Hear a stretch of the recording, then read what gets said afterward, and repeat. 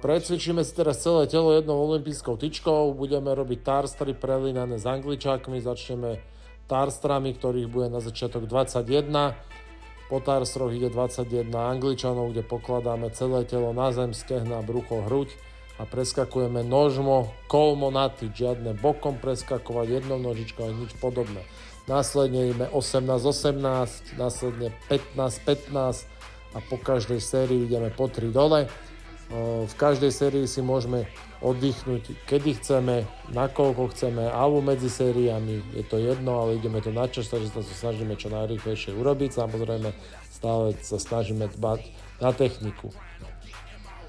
No a tu už finišujeme 3-3, naozaj tréning trvá ako úkol, samozrejme ja to mám nejakých po 20 minút, ale garantujem ti, že keď to vyskúšaš, tak budeš mať dosť váhu, nechám na teba, ako sa ho